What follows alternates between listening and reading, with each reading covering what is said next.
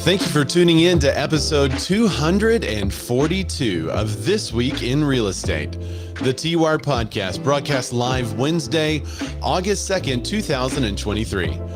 Likely Bedfellows. This episode was brought to you by listeners and viewers like you. I don't have any way for you to give me any money, so all I need you to do is just share the show. Share the show with someone like you or someone in the industry that you think they may could use some of this information. If you're joining us on YouTube, we could display your comment on YouTube and I could talk about you. There's Olivier, he's first today. What's up, buddy? Thank you for being here. Dusty, she's joining us. She says, hola. We are going to be talking about Arizona today, Dusty. Pete Thorpe, he's tuning in. And so is the infamous, or maybe it's famous, Christina Smallhorn. So thank you guys so much for joining us live there. We can also display your comment if you're joining us on Facebook or LinkedIn, so feel free to comment there. And if you're in Clubhouse, you can actually raise your hand and come up and add your voice to the conversation. So I guess the reason why we do this live is just to have the people that participate because I think it enriches the conversation so much more. So thank you all for joining us. The podcast was created so that you guys could have one place to go where you can find out all the latest news and headlines and even breaking news with succinct professional analysis, if I might say so myself, from people that are still actively participating in this business. So we're not just people that are writers or staff writers that don't work in this thing every day. The people that are joining us and all those people that I just shared with you that are commenting on the show right now are actually real estate professionals. So thanks everybody for joining us. Even Howard's here. Howard's in Israel. What's up, Howard? He said hello from Haifa. Hi from Haifa? Sorry, that's bad. All right, so we've got a ton to cover today. Just to give you a little synopsis. Of course, we're going to be talking about mortgage rates. Of course, we're going to be talking about the luxury home prices. We've got a lot of Redfin reports. And then there's a breaking, I feel like it was a breaking news story yesterday that Broke Agent Media covered that still is not appearing anywhere else. And it's about the Zillow and Redfin partnership. This is really interesting to me. And this is why the show is titled Likely Bedfellows. And why we have such a cool thumbnail. The thumbnail for the audio podcast listeners is I use AI to generate a lot of this stuff. But anyway, it's me in front of a home that is under construction, and there's two guys in suits, and I've replaced the heads of those two guys with Rich Barton and Glenn Kelman with Redfin. So they're making a deal basically to take builders direct to consumer. So we're going to talk about the impact on the industry. What's the impact on real estate agents? We're also talking about the Chamber of Commerce going to bat for the National Association of Realtors versus the DOJ. So there's a ton of stuff to cover. So without further ado, I'm going to pop right into it. First, let's talk about luxury home prices. So this report comes to us from Redfin. Luxury home prices post double-digit drops in the Bay Area and Seattle. So luxury home prices in San Francisco are falling faster than anywhere else in the nation. The median price of luxury homes in San Francisco fell 12.7% year over year. That's 4.8 million in the second quarter. That's the largest decline among the 50 most populous U.S. metropolitan areas. While 4.8 million may not sound like a bargain, compared with 5.5 million a year earlier, that's actually pretty good. Buyers are getting the biggest discounts on high-end condos in San Francisco right now, especially those under 1,000 square feet. But this is interesting. We just had last year a client and real estate agent sold a condo in San Francisco and bought like 6 or 7 properties here in Arkansas because he was going to use it for investment purposes, and he couldn't rent the condo for what he could buy the properties and get the ROI for in Arkansas was. What's up, Janet? She's saying, hey, from Carrollton, Ohio. Yeah, feel free to tell everybody where you're from, guys. Nationwide, luxury home sale prices are still higher than they were last year. The median sale price of luxury homes rose 4.6% year over year to a record 1.2 million by the second quarter. By comparison, the median sale price of non-luxury homes climbed 1.5% to a record 340,000. So non-luxury price range is 340. Luxury homes is sitting at 1.2 million. It does seem like there's a lot of major metros that have 1 million or 1.2 million, though, is kind of like an average price point. So nationwide, though, here, like for 1.2 million, you can get well, I've always said for $1 million, you can buy a castle. We actually have a castle on the market currently. Did I share this with you guys? Stop me if I've shared this in the comments, because I would hate to bore the audio listeners, but I'll try to find it's a castle on Stagecoach Road. And they actually have it priced right now for 4 million, which I think is a little pricey. But it's a very cool place. Let's see if I can, no. I'll find it for you and show you sometime during the show. I may have already mentioned this, but it's used for like events and stuff like that. You're really buying a business. Here it is. Yes. Yes, here it is. It is now priced at, where's the price on it? Did they take it off? All right, I'm sharing it so you guys can see it. It's on Crexy if you guys want to see. Crexy's a free listing service for commercial. All right, there it is. They have a horse-drawn carriage in the front. It's very nice. But it's a really pretty castle. So for just a couple of $1 million in Arkansas, you can literally buy a castle. So and actually you would consider this a luxury home. It's actually more of an event place and business. It's really pretty. It's like right in the middle of the city. So if you want a castle, there you go. But I know in a lot of markets, you're looking at 1 million as an average price point. I've got a lot of friends that are working in those markets, but I think for the most part, everywhere else in the country, sitting around 340, 500. The national, let's see, according to analysis that divided the U.S. residential properties into tiers based on Redfin estimates of homes market values, this report defines luxury home as estimated the top 5% based on market value. All right, let me show you the chart from Redfin. I mean, you just kind of see the listeners. It's like a giant N, a lowercase n, made with a variety of colors. So there's several lines here that we're looking at. But basically, the chart itself shows that all over the U.S., luxury home prices are up 4.6%. But when you look at Seattle, San Jose, San Francisco, and Oakland, it is 12.3%, 10.3%, 12.7%, and 11.1% respectively down. So, do we have anyone watching perhaps that is in San Francisco? Because I want to know if $1 million in San Francisco is actually a luxury home. Or San Jose. I just don't think it is. So I think by comparison to the rest of the U.S., yes, but I just don't think it is there. So non-luxury listings fell nearly twice as fast as luxury listings year-over-year change. So luxury listings are trying to hold value some. It shows that, those are the listing inventory. So new listings of luxury homes, 17.1% year-over-year. Dun dun. While non-luxury plunged 29.8%, which we've covered before. Okay. We'll get to this in a minute. Pete Thorpe has a great comment on the Redfin Zillow thing. We'll get to that in a minute, but first, more Redfin reports. So I do like Redfin's data and analysis and reports. I think it's, there's some of the best at that kind of stuff. There's from Portland. What's the average sell price in Portland, Jen?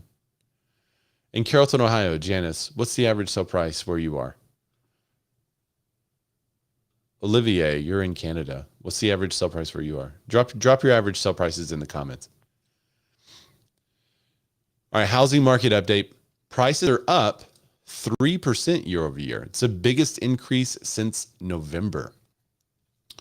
This report was filed the 27th. The typical U.S. home sold for roughly $382,000 during the 4 weeks ending July 23rd. That's up 2.6% from a year earlier.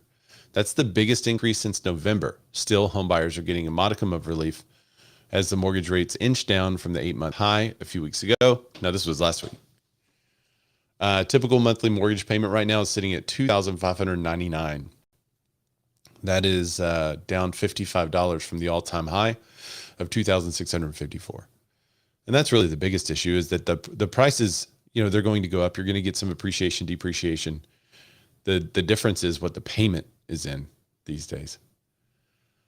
All right, so here it is in Portland. Portland is 570,000. Mike's area, it's 965,000. Where are you again? Tell me what city you're in. I'm sorry. I'm terrible at that. Jen says they're up about 3% from the past year. So you're matching this article almost exactly. Oh, Chino Hills, California. That's where Mike is. And then Olivier, he said that it's 500,000 to 600,000 is the average where he is in Canada. So those Canadian dollars, that converts to what, about $20-$30 in America? He's in the Montreal and surrounding cities. Okay, so this article on, it's a report on Redfin talking about these home prices. In this week's news, the Fed is no longer forecasting a broad economic recession. The Fed indicated a soft landing, more like he had previously thought. And here's a quote from economic for Redfin, Chen Zhao. This is hopeful news for the housing market in a few ways. Avoiding a recession means that Americans will hold on to their jobs for the most part and feel more confident about purchasing big ticket items like a house. Steady progress on taming inflation means that while the mortgage rates will probably stay elevated for a few months, they are likely to start coming down before the end of the year. That should encourage some sellers and buyers to jump into the market. If you recall, at the very beginning of the year, we did predict that rates would stay slightly higher, even though I think the news was rates are going to go down to 5.5%.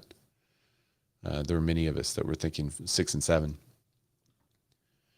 The median price on new listings in Portland is $689,000. Interesting. Fort Myers, wow, that's cheap. $395,000 by comparison. Yeah, in Arkansas, in Little Rock specifically, it's around $300,000. So we have a very cheap median home price compared to the rest of the country. Leading indicators of home buying activity: the daily average 30-year fixed rate mortgage was 6.95 on July 26th. That's up slightly from a week earlier. For the week ending July 20th, the average 30-year fixed rate was 6.78. Purchase applications, they jumped, which we already covered all that stuff last week. They're just kind of recapping what happened there. I'm going to get to their charts again because I like them. The charts are pretty. It's just showing you the median sales price is up 2.6% for the year over year. It's like orange lines at the top. You could see back when Susie Orman said, what was it, March and April it wasn't March. I guess it was May or June of the pandy year. She told everyone to not buy a home because if you bought a home during that time period, you'd be overpaying because home prices over here in December would be so much lower than in June of 2020. And really, I mean, this line just continues, right? It continues and then it picks up right here in January. And then it continues up again here. And then it goes all the way up for 2 years, for 3 years. So she wasn't wrong, because even when home prices dipped in the beginning of 2022, they still went right back up. And even when home prices dipped again towards the middle of the year, I mean, if you just waited 6 months to purchase, you're right back up. It started to go right back up. So Jen said, we all thought that for about 3 weeks. Then boom goes the dynamite.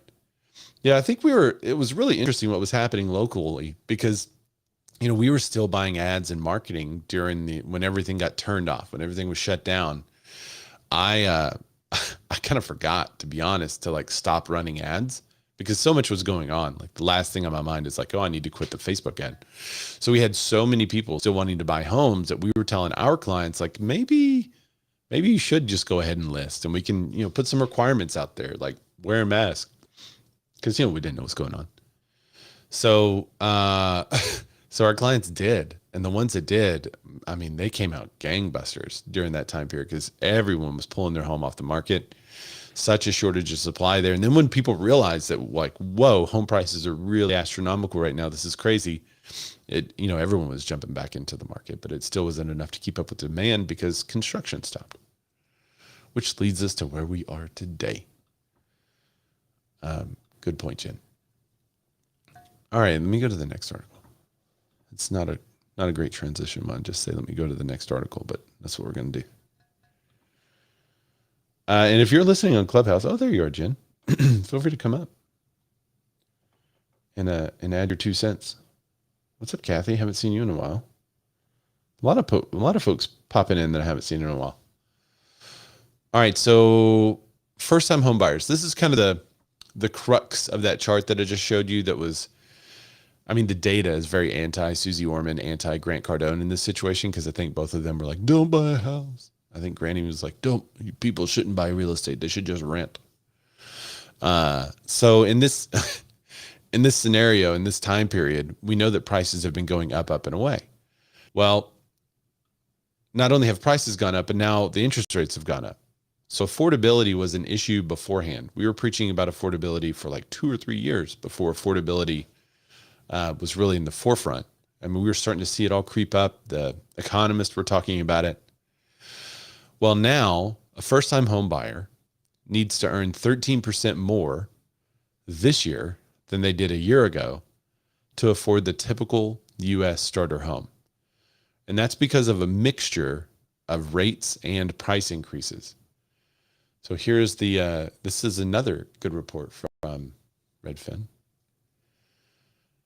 Good chart. Let me see if I can move it. All right, you can still see. Yeah. Okay, so this report from Redfin, it's got a great chart at the bottom here that shows the starter homes cost more than ever before. Starting in March of 2012, it was way down. It got up to April 29 or so, or June 2019. There it is. About 166,000. Now June of 2020, it's averaging 243,000. So starter homes, first-time home buyers, they need to earn a lot more in order to buy the typical starter home. That's up 2.1% from a year earlier, more than 45% from before the pandy. But that price increase of 45%, they were saying that home prices were increasing, 25% 1 year and 25% another year. So if you have general home price increases like that, then that's going to match the typical starter home price increases as well. The average mortgage rate's at 6.7% in June. That's up from 5% a year before. So even though rates are up and buyers are pulling out, the reason why this home price is going to continue to increase is because inventory is still short. They just haven't caught up, and they're not even close to catching up. Christina Smallhorn, I can attest to this. I believe this. She said, I've been screaming about affordability before the pandy, and no one listened. I think we even talked about that together a couple of times, and how we were, tiny homes was more than a movement, or manufactured housing was creating some affordability in the space. Pete Thorpe, what's up, Pete? He said, need a big horn instead of a small horn. They would have listened. Ha, Peter, it's bad. Misha, what's up, Misha? Thanks for joining us, man. He said, how are you doing, Ray's Beard? It's doing very well. Christina does complain about some people not listening to her, but yet she has the largest YouTube audience of any real estate agent, I think. So someone is listening, Christina. It's not all trolls. Though she does get a lot of them. Oh, this is a fun story. So last week, was it this Sunday? Or was it last Sunday? No, it was not the Sunday before. I got to go on Christina's show. And there was somebody in the comments, don't listen to these realtors. They don't know what they're talking about. And Christina noticed that she was a real estate agent saying this. So Christina called her. I was like, what do you mean? And the lady was like, oh, no, I don't mean y'all. I mean other real estate agents that are saying those things that y'all are also against and saying that to be against. She was agreeing with us. But the way she wrote it, she was like, don't listen to these agents. So I love that Christina just called her. I mean, that's such a Trump move. I don't mean Trump the president. It's like Trump card. Misha says he always listens to you, Christina. So there you go. Even though he's on Facebook, you're on YouTube. All right. So this is an interesting article too, because we've been talking about rent rates and the ever increasing rent rates. And it kind of surprised me because I feel like, all right, investors out there, chime in. Do you want to move to an area that has high rent rates or low rent rates? Because what I'm seeing from this data is opposite of the direction I'm seeing investors move. So the 5 metro areas with the highest single family rents are, drum roll please. Should I start with 5? Let's start with 5. San Jose, California, Sunnyvale, California, Santa Clara, California. They're sitting at $4,629 per month. Bridgeport, Connecticut, Sanford, Connecticut, Norwalk, Connecticut, they're sitting at $4,750. Naples, Immokalee, and Macro Island, Florida, sitting at $4,821. San Diego, Carlsbad, Cali, $4,862. Los Angeles, Long Beach, Anaheim. I've been to Anaheim, very nice. $4,984. So it's almost $5,000 a month in Los Angeles. Wow. That's near your Chino area, right? Isn't that near Chino Hills? Are you seeing really high rents over there, Mike? They also have the 5 metros with the lowest rents. But here's what I'm seeing investors do, which this is why it's puzzling to me. If you can get the highest rent in those areas, then why are so many investors selling in those areas and buying elsewhere? And I think it's not necessarily the high rent comparison. It's the value to rent comparison. If somebody bought a home 10 years ago in California, they're going to come out really well when they sell that. But today's value of that home, if they look at that number and then look at what they have to charge in rent at $5,000, it's not going to get them that 1% that they're looking for. So they need to sell it and buy somewhere else in which they could take that equity that they've earned over the last 10 years and put it to work for them so that they're now getting a rent number based on all that equity and not just what they paid for it. I think that's what's happening. Christina's got a small horn. Christina has a good comment. She says it's the chance of rent control. It could be rent control. It could be taxes. Could be a little bit of politics. She said they've been screaming about rent control all over California. Why would an investor stay in a rent controlled area? Very true. Very true. And also you can't get people out of the houses either. So eviction is a huge problem. Talked to several investors a couple of weeks ago that were in town buying Arkansas properties. And one of the things they said was that not only are they fearful of the rent controls, like Christina said, but they have people in their houses there that they cannot get out. And there's no recourse for them. And the government there said, well, good luck. So that's a huge risk if people just stop paying. All right, so let's talk about 5 metro areas with the lowest monthly rents. Where do you think all over the country would have low monthly rents? Drop it in the comments. Misha said, out here, investors are still popping around 1.09 per square foot rent. So you could buy homes for 149, rent them out for 1,500 and 1,700, depending on the area. Yeah, that's similar to what we're looking at too. And the price range is also similar to what we're looking at. I'm surprised you can find them that cheap where you are. Olivier said, we have rent control, and the issue is that you cannot recapture the money invested in rentals. So when people are not renovation and rentals, people are not renovation and rentals are less well maintained. Okay, are not renovated. Are not renovated. Oh, yeah. I got it. So okay, they have a 40-year-old kitchen, for example. Yeah. Thanks for joining on the audio. Yeah, so if they have a 40-year-old kitchen, not well maintained because you can't recapture the renovation costs. I see what you're saying. Sorry. in Portland, Ray, we essentially have to pay people to leave, and that's across the board. And on a for real, you have to give them on a 3-bedroom house. You have to pay them $4,900 to leave. And what else? You have to. The only way you can get them to leave is to essentially. You can't even move into it yourself. You have to sell it to a owner occupied, and it can only close within 90 days. Oh, that's so bad. Oh, it's horrible. Tons of my mom and pop investors sold. And the sad thing is that there's tons of lawyers, and the renters are just so punitive. Like, they are just going after landlords. Everybody I know is having to pay it. There's really no way around it. But I did just see that they raised the rental cap, how much you can raise it per month every year, to 14.9%, which is great. It used to be 9%. And I think that's their way of pulling back on that super oppressive, essentially pay to move.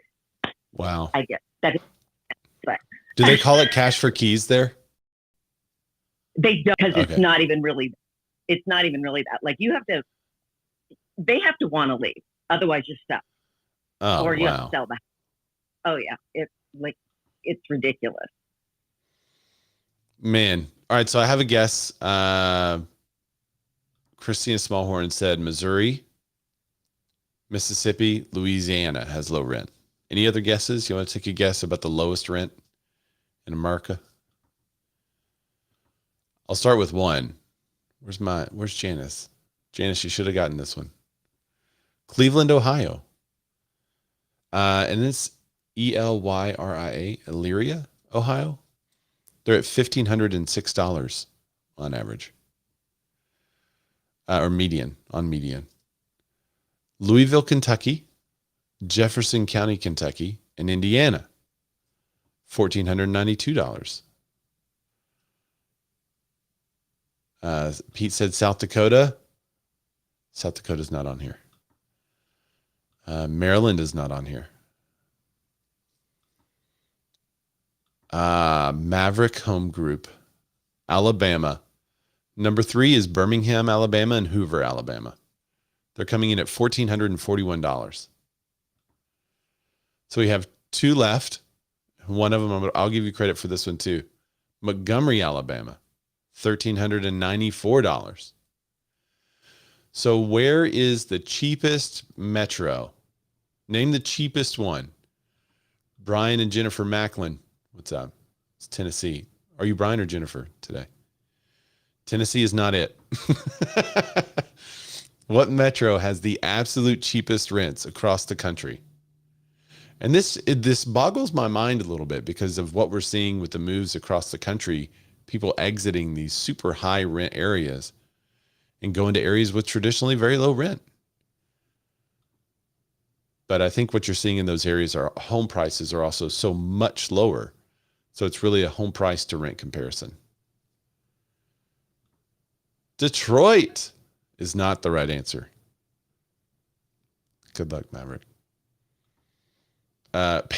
Pete said 0.00. No, that's not it. It's not $1, Bob. Okay, drum roll, please. I should really put a drum roll on the soundboard. I don't have a drum roll on the soundboard.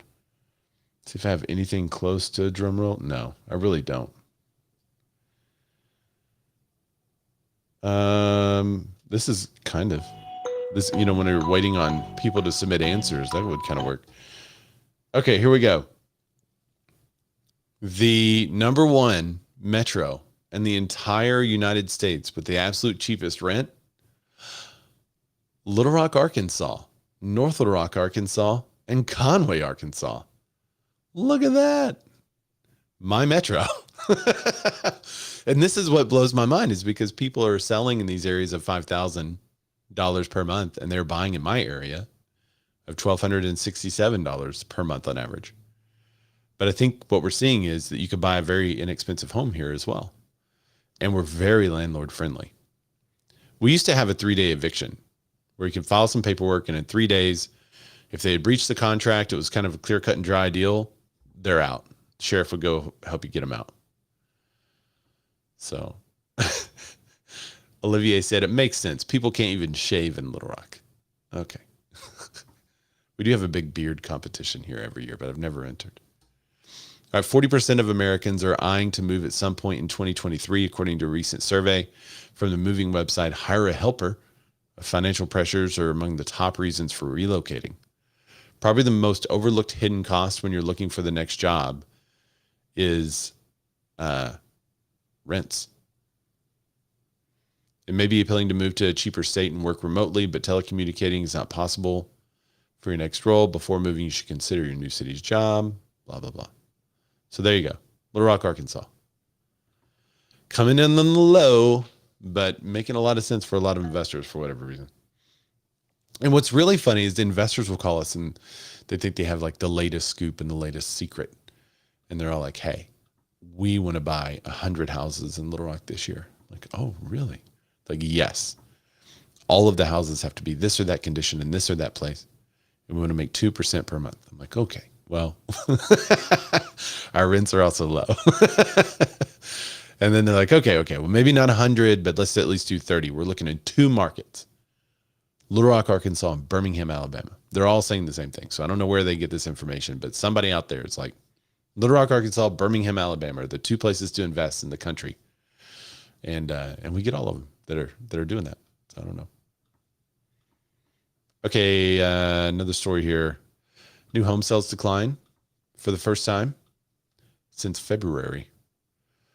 Sales of U.S. home sales fell for the first time in 4 months, suggesting that high mortgage rate and limited supply are continuing to sideline home buyers. I can't stand it when auto plays an ad. New single-family home purchases tumbled 2.5%. Seasonally adjusted annual rate of 697,000 units. Commerce Department reported Wednesday economists surveyed for Refinitiv expected new home sales, which account a small percentage of total sales, to come in at a rate of 725,000 units. So despite the decline, though, sales are up 23.8%. So new home sales are up, but recently they've had a decline. Mortgage demand, as mentioned in that article, is going to be a big problem, and is is really what's kind of creating a lot of this pullback, probably for those new builds. Mortgage demand for home buyers drops for the 3rd straight week as interest rates rise. The average contract rate for a 30-year fixed rate mortgage for a conforming loan balance of $726,200 or less increased to 6.93% from 6.87%. So we're almost back up to that 7% range.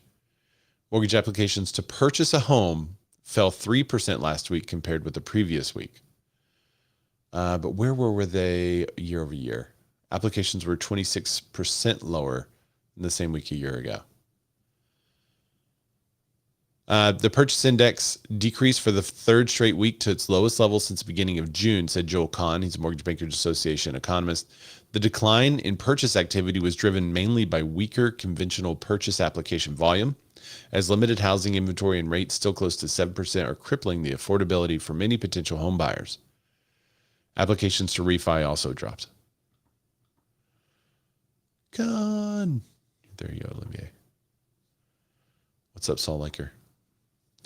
So, we noticed that. We noticed our buyers are very price sensitive as it approaches that 7% number. There's still 78% of home buyers that are looking for that 5.5% rate. And the buyers who are buying with us are people that have to move. They have to relocate. They need more space for this upcoming school year, or they need more, or they need less space, or they've had a change in their family, a change in the job, a change. There's something changing that is causing them to want to move. And it's not an investment strategy. It's a life strategy. We have some people that are selling 2 houses and moving overseas. They're out of here. They're done. They're going to check out for a couple of years, go live where it's cheaper, and then come back. So what we think is going to happen as people buy homes, as more inventory comes on the market, they will soak up that inventory very quickly, even at the 7% rate, because they have to move. We're still not satisfying that portion of the market that just has to move. And there's still not enough home builders building homes in that price range. They're up, but they're still not up enough. So what I predict that would happen is if rates do moderate, like the story that we talked about earlier, if it does get down below 6%, you're going to have a whole bunch of buyers entering the market again. And when they do, those home prices are going to go right back up to record highs. You're going to have they're offering $10,000, $20,000, $30,000 over ask. That's going to happen again because this inventory issue is not going to be solved for a couple of years if it gets solved. So if you bought at 7% and rates go down, you can refi. If you bought at 7% and rates don't go down, you're still going to be building equity. Your home price is most likely still going to go up, but you need to make sure that you're buying a home that right now you can't afford. Because if you buy one that you cannot afford, you're going to be in trouble if you're relying on those rates to go down and they don't. So there's some data that came out about inflation today that was not great and may put back on the map some rate hikes other than the one promised. All right, so foreign buyers are also bailing on the U.S. market. If there's fewer buyers in the market, especially foreign buyers, that should be good for inventory. But the reason they're bailing on the market is interesting. International buyers are pulling back from the U.S. housing market as high mortgage rates, soaring home prices, and a meager supply of homes for sale and a strong dollar make purchasing financially less attractive. So it's not the deal they were getting. Dusty says, yeah, I have a listing that I have 3 offers on. Every single one is from out of state or overseas. Really? Overseas? Wow. Huh. From April of last year to March, international buyers bought roughly 84,600 homes. That's the lowest number since the National Association of Realtors began tracking in 2009. It's a 14% drop from the year earlier. Wow. China, Mexico, Canada, India, and Colombia were the top 5 countries of origin for international home buyers. So there you go, agents. Create some partnerships in those areas, and you probably will need to travel to those areas to meet those business associates. That's a write-off. I was quoting a show. I'm not an accountant. Dusty says, I think foreign buyers are pulling back from areas losing jobs. My listing near a new chip plant, over half the showings have been from Taiwan. From Taiwan. We're like one of the number 16 top news commentary podcasts in Taiwan. Maybe that's where our Taiwanese audience is coming from. Of the 3 offers, one is from Taiwan. There you go. You should ask them if they know the show. And I have no idea why that stat is there, by the way. Okay, so an entire neighborhood for sale. Did you guys hear about this? There was a TikTok that said this entire neighborhood is for sale. And credit to the lady that did the TikTok. We'll watch it in just a second. She actually did a pretty good job of like telling people about what it was without, stoking fear about all that. She was pretty mild in how she talked and what she talked about. Now it's not playing for me. Hang on. She was pretty mild in how she talked about it and what she said about it. But she was just like, this is concerning. Here, let me share my screen and we can play it.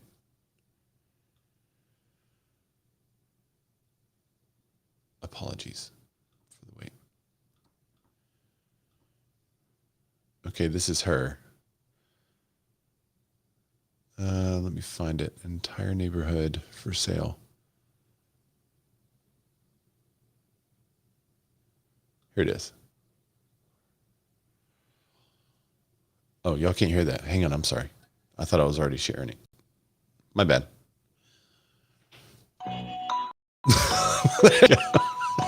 Hang on. Oh, man. I really just want to show her side. Okay. All right, we'll get it here. I'll just do it like this so I can big screen her. All right, there we are.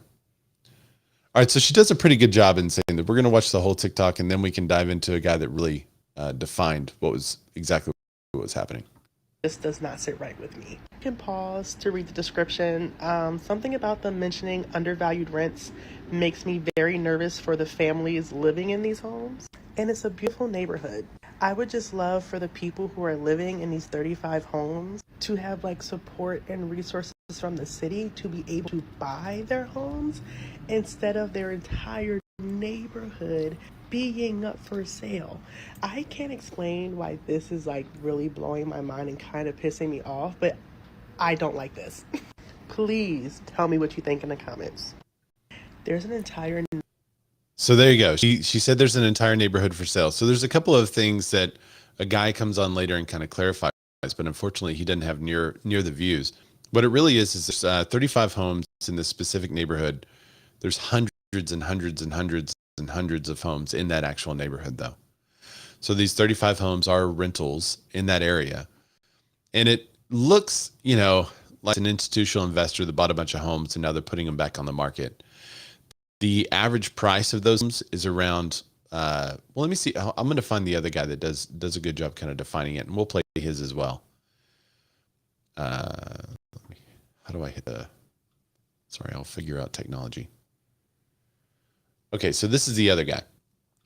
He actually shared her story and did the stitch thing where he's talking over it. So you're going to hear her say some stuff again, and then you'll see his take on it.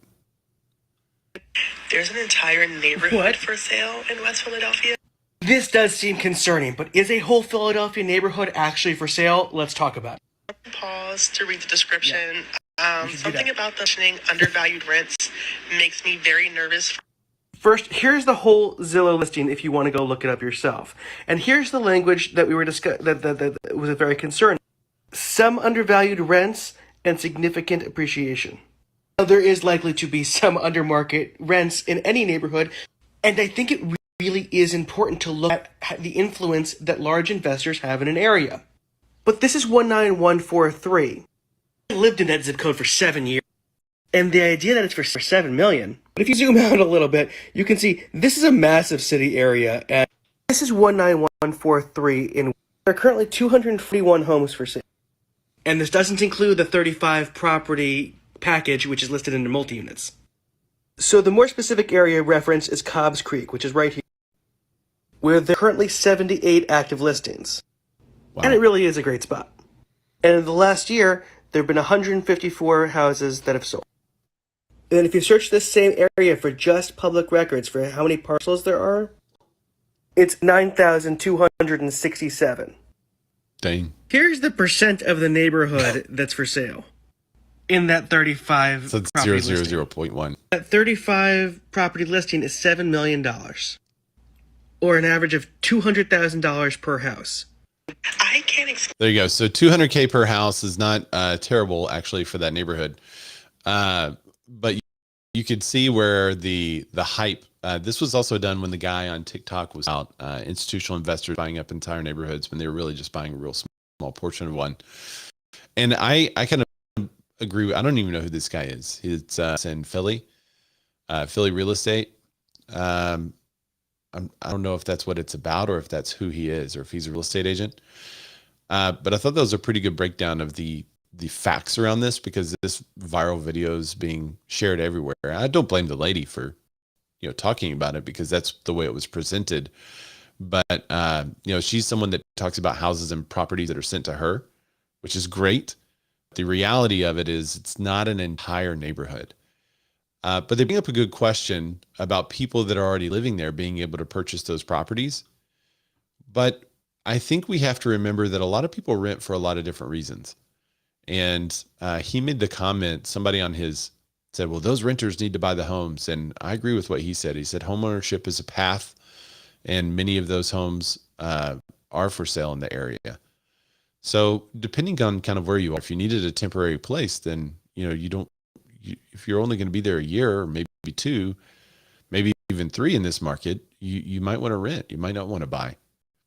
So I think he had a pretty smart breakdown of what was actually happening. If you see that YouTube or that TikTok video, which was sent to us, that's what is actually happening.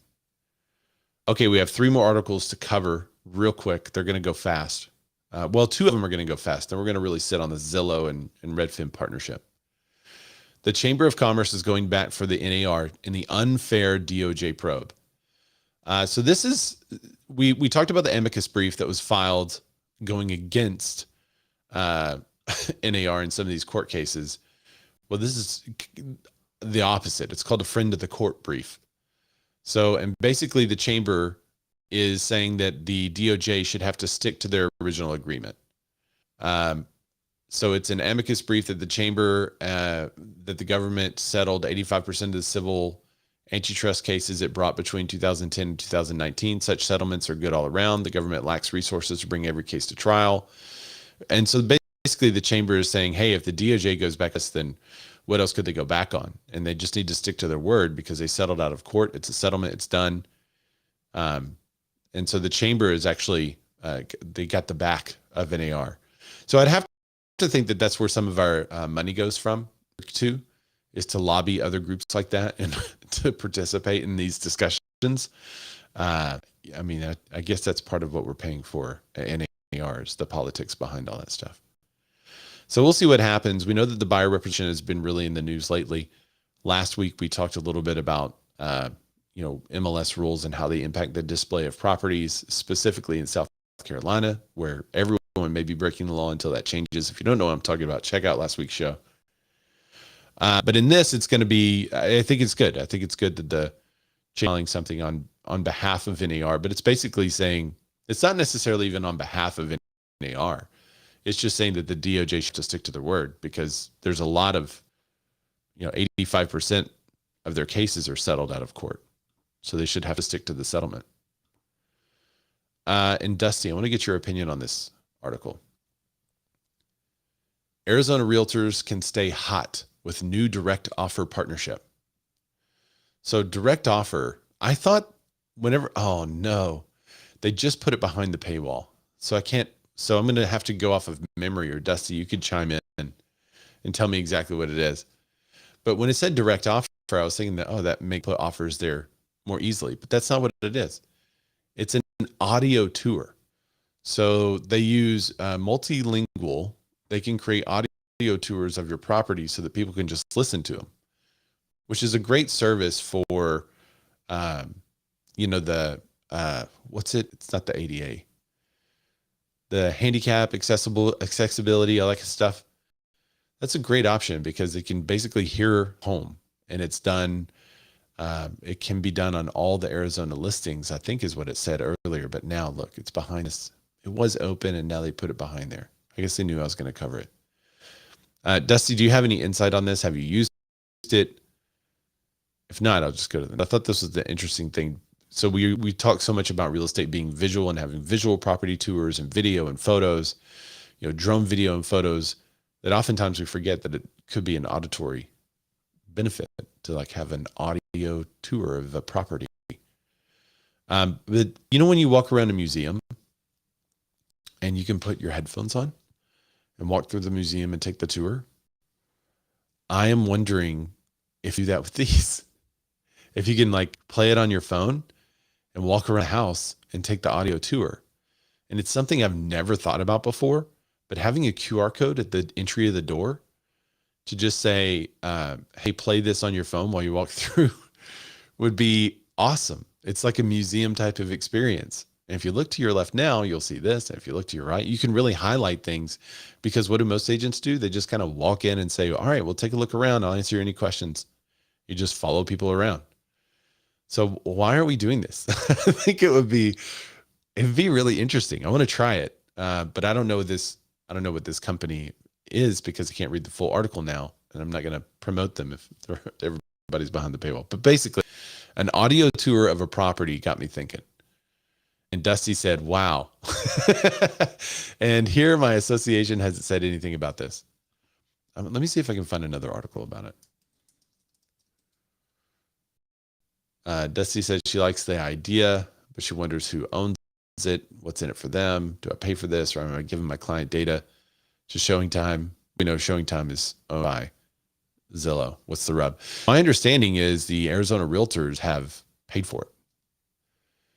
Arizona Realtors partners with DirectOffer. DirectOffer announces an agreement to bring its patented property technology With audio tours, agents record voiceovers to accompany their listing photos. Alternatively, listing can opt for the service's artificial intelligence-powered language processing feature to auto-generate photo descriptions in over 20 languages. These tours can automatically be added to a listing on the multiple listing service. Arizona Realtors partnered with DirectOffer's patented technology to enhance the accessibility and reach of the property listings to our diverse market. So there you go. Dan Pemberton, Director of Business Technology and Communication for the Realtor Association, said. By converting listings to audio tours, a partnership to break language barriers and cater to a broader audience of potential buyers, ensuring more inclusive and immersive home buying experience for all. So yeah, there you go. Audio tours are now a thing. Okay, last article, guys. Zillow and Redfin. This is where I need your help because I think this could be the start of something much bigger. And the only place that's covered this is Broke Agent Media, which good for them. I haven't seen this listed anywhere on Inman. I'll share my screen there. Not the audio this time.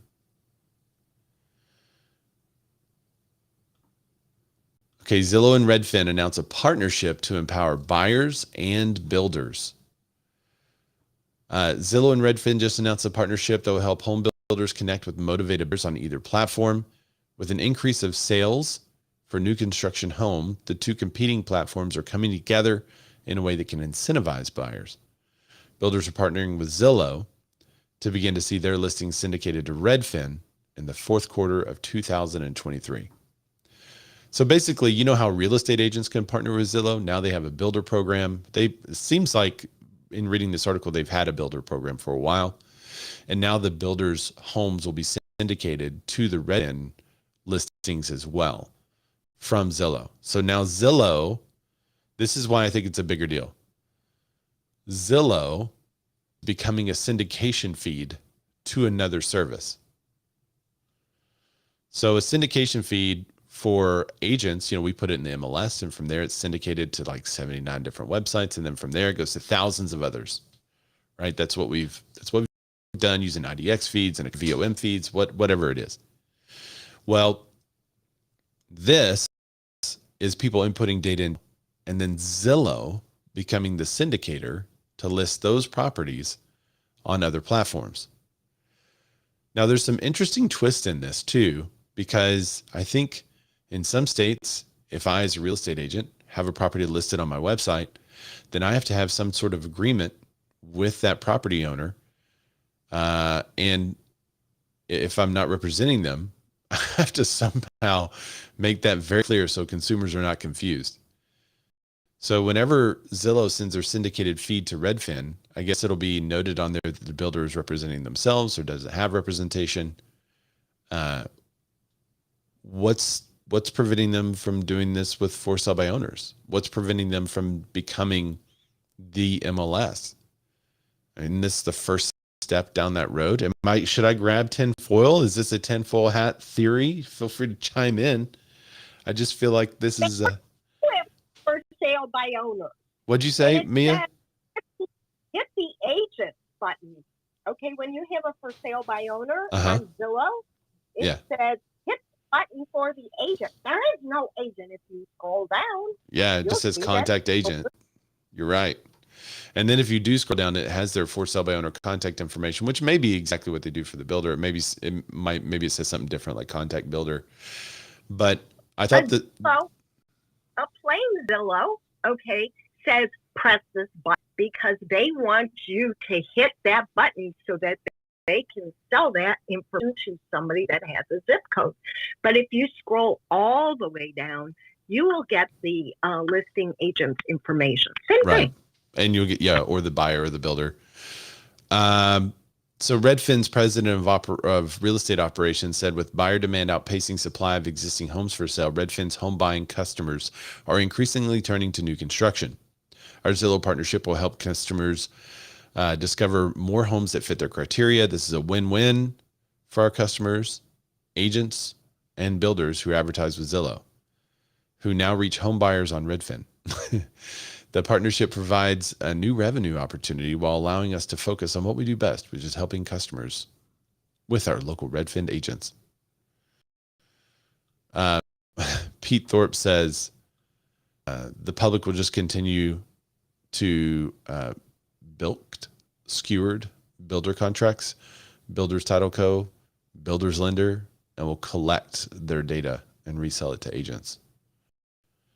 Yeah, that appears to be the trend right now. It's more of a data play than anything else they say, probably, but I think this is a big deal to test basically an IDX feed from Zillow into something else. What's stopping us from having the same partnership with Zillow? I mean, well, I'm sure there's a contract now that does stop us, but what would have stopped NAR from saying, "Hey, we have a feed called these MLSs. We want to feed all the builder listings to there." But then you have problems because a lot of agents think that the benefit about using a real estate agent is you get to list it in the MLS. Personally, that's an antiquated benefit. That's no longer a benefit. If someone else is becoming a larger feed than you, then listing in the MLS that's not unique. That's not a unique selling proposition. That's not something that someone should pay a bunch of money for, a large percentage of their equity to be listed in the MLS. That's nothing. We can look at the view counts in the MLS and say, well, one agent could be working with 10 to 20 buyers. It could be. So when I look at the agent views and it's 400, I'm like, oh, that's great. Then I look at the consumer views and it's 20,000. Wait a minute. Like, well, I just went straight to the consumer through Zillow. So why wouldn't I just list everything on Zillow and let them feed it other places? So it's an interesting move by Zillow. They're becoming a little bit MLS-y, and I'm curious to know how it works legally, because they are brokers in every state. Is there anything preventing a real estate agent from having builders featured on their website and builder communities? I don't think so. Not if you have an agreement with that builder. So, or it doesn't even have to be a listing agreement. It could be a marketing agreement for that builder. So I think there's a lot of opportunity that real estate agents have kind of ignored over the years, and Zillow is seeing those opportunities and saying, well, we'll do it, and we'll do it on a really big level. Someone said correct, but I don't know if you're talking about me or if you're talking about a comment. Builders do it as info, and they go on Zillow, and they put their info in there. You know who's really going to be hurt by this move, Mia? Are builders' wives, because I posted this I posted this as a comment on Broke Agent Media's Instagram account. People are like, well, what do you mean? Traditionally in our market, I don't know if it's like this everywhere, but builder's wife will get the real estate license, and then they'll list it. The builder will list it with their wife. Now they don't have to. They can just go straight to the consumer. And so the builder's wives are gonna be like, wait a minute. Dusty said they're, quote, helping customers get infinite home warranties or infinite warranty spam calls. But will they make money this time? That's the real question. The builders. So when the market was down, you remember when builders were offering insane commissions amounts and even putting Corvettes in garages and saying, sell the house and the car goes with it. I can remember that kind of stuff that was happening. Is them listing on Zillow and then pushing it to Redfin going to make a huge difference in their bottom line? I don't think so. Especially in a lot of the minor markets where Redfin isn't, like, it's not really a big thing. We have some clients that will search on Redfin for a little while, but then they go to our platform. So, Dusty's saying no, Zillow. Will Zillow make money with it? I don't know that it's a money making move unless they can convince more builders to pay them to list a property. Kind of like so the CoStar Homes.com model is where they get the listing agent to pay money to promote the listing.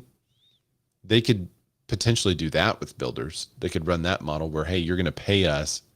We're going to feature the building community, whatever community you're building, a developer. We're going to feature that community and the builders in it and have a nice page for it, and you'll pay us for that.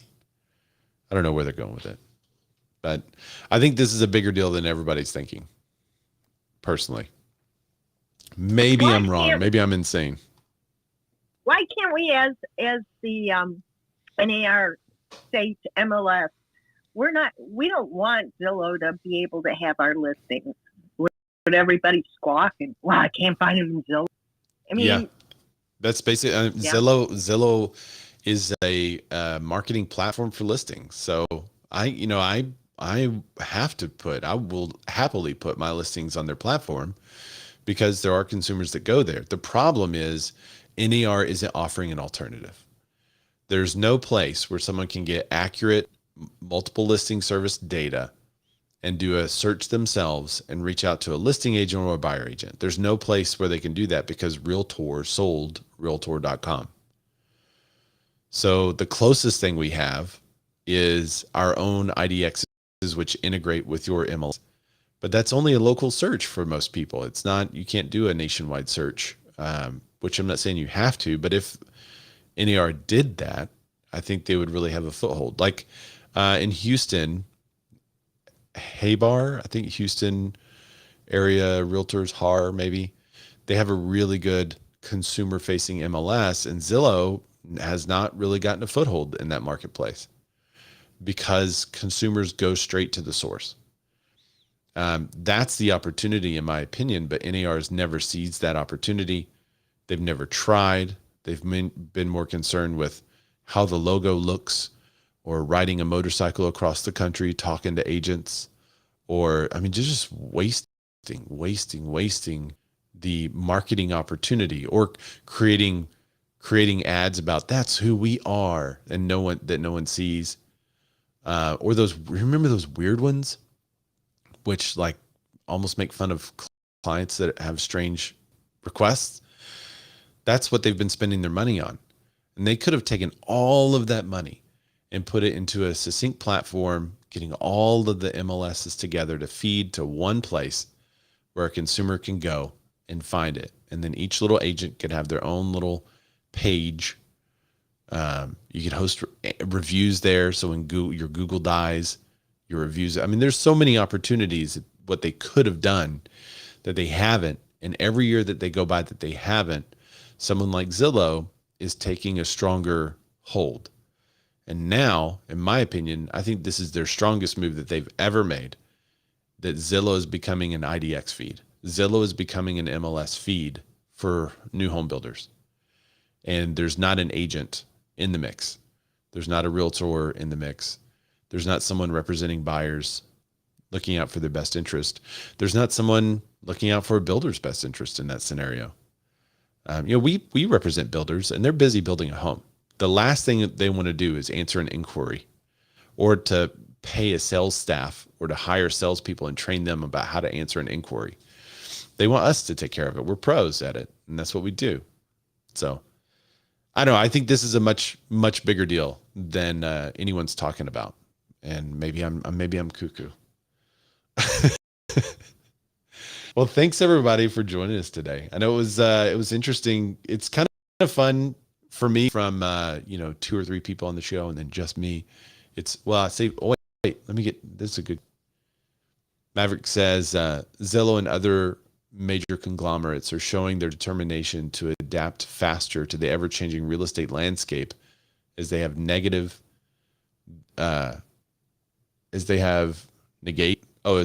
sorry, it's a small text on my screen, as they negate the evolving MLS landscape, as they navigate the evolving MLS landscape.